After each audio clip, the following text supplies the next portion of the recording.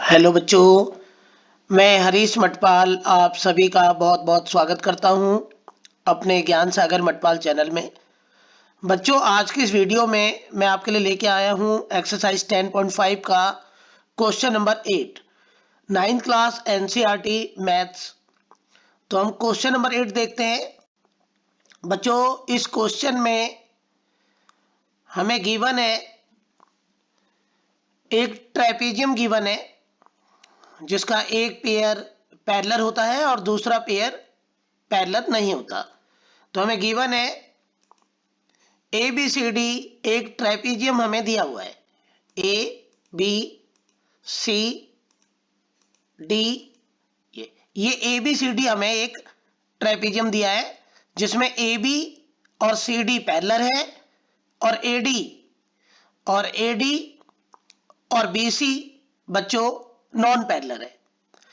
अब हमें एडी, ये जो एडी है जो नॉन पैरेलल साइड है, एडी और बीसी, ये बच्चों हमें इक्वल भी गिवन है। उसके बाद हमें शो दैट करना है कि जो एबीसीडी ट्रेपेजियम है वो एक साइक्लिक, एबीसीडी एक साइक्लिक ट्रेपेजियम है।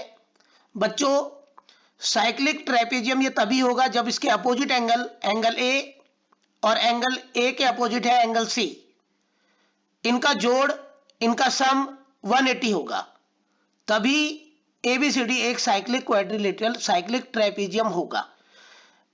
तो एंगल ए और सी का जोड़ हमें 180 दिखाना है, या फिर एंगल बी और एंगल डी का सम हमें 180 डिग्री दिखाना है।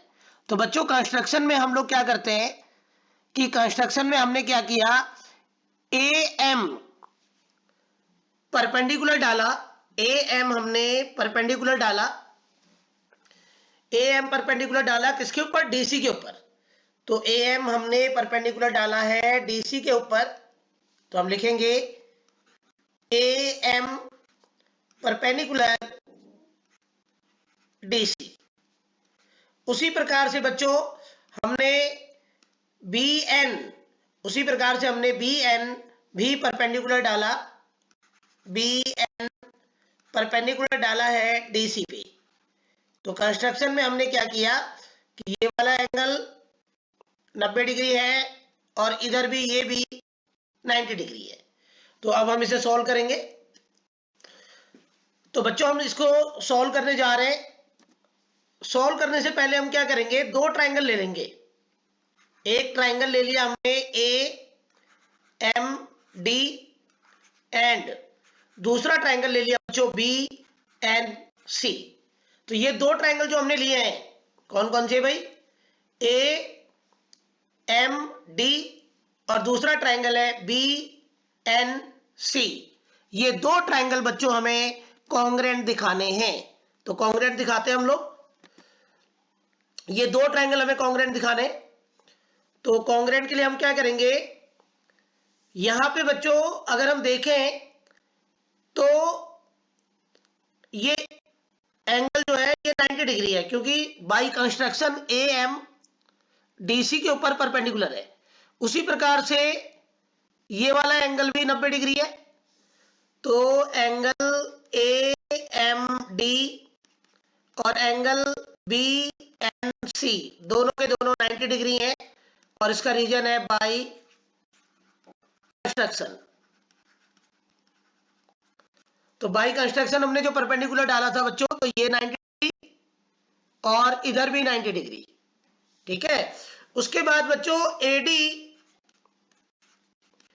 और बीसी, एडी और बीसी हमें इक्वल दिया है, एडी और बीसी ये हमें इक्वल गिवन है, ठीक है। तो ये पोर्शन हमें दिया हुआ है। उसके बाद बच्चों A M equal to B N, अगर हम देखें ए एम और बी एन, ए एम और बी एन ये दोनों बराबर है। इसका रीजन हमें पता होना चाहिए। इसका रीजन है बच्चों distance of two parallel lines, दो पैरेलल लाइंस के बीच में जो डिस्टेंस है, जैसे यहां पे ए बी और डी सी पैरेलल है, तो इनके बीच का जो डिस्टेंस है ए एम और बी एन, वो डिस्टेंस भी बराबर होगा।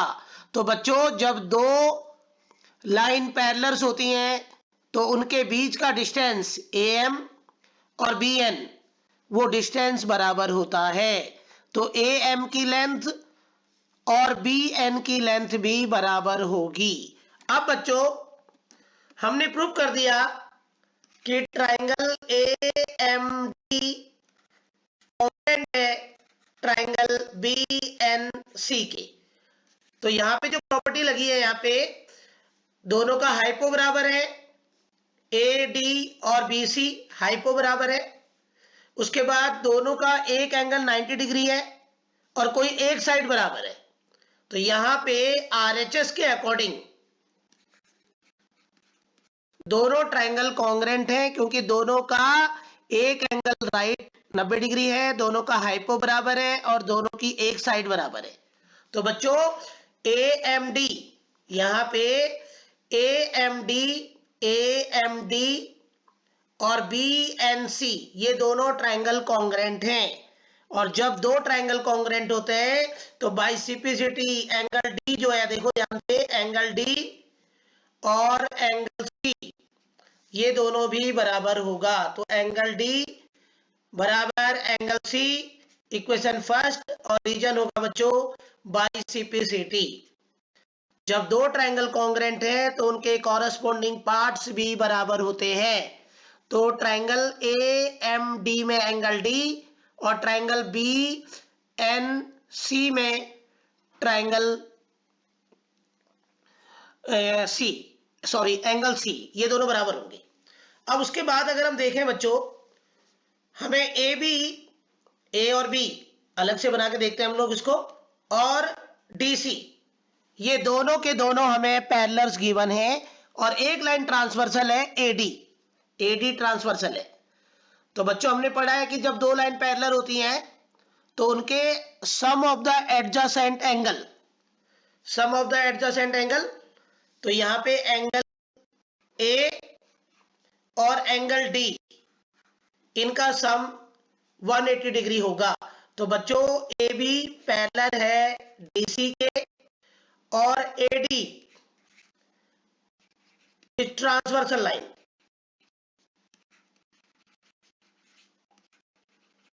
तो एडी ट्रांसवर्सल है, तो इसका मतलब बच्चों एंगल ए और एंगल डी, इनका जोड़ होगा 180 डिग्री और इसका रीजन होगा सम ऑफ एडजेसेंट।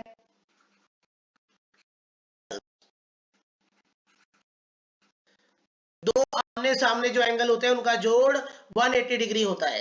अब बच्चों एंगल ए हम ऐसे लेंगे और एंगल डी जो है उसकी वैल्यू, एंगल डी यहां पे अगर हम देखें तो एंगल डी हमें, एंगल डी किसके बराबर बच्चों, एंगल डी की, तो हम एंगल डी को हटा के उसकी जगह लिख सकते हैं एंगल सी। तो हमने एंगल डी को हटा के दिया। इस प्रकार एंगल का जोड़ एंगल ए और एंगल सी, एंगल ए और एंगल सी, ये अपोजिट एंगल है, इनका जोड़ बच्चों हमने 180 डिग्री दिखा दिया। और इसी प्रकार से सिमिलरली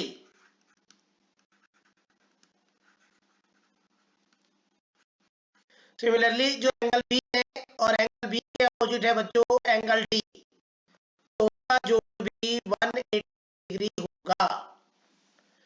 और इस प्रकार से जब अपोजिट एंगल्स बराबर हैं, सॉरी अपोजिट एंगल का जोड़ जब 180 डिग्री है, एंगल ए उसके अपोजिट सी, इनका जोड़ 180, एंगल बी इसके अपोजिट एंगल डी, तो इसका मतलब जब अपोजिट एंगल्स का जोड़ 180 डिग्री है तो ए बी सी डी एक साइक्लिक क्वाड्रिलेटरल होगा। इस तरीके से हमें ये प्रूव करना है।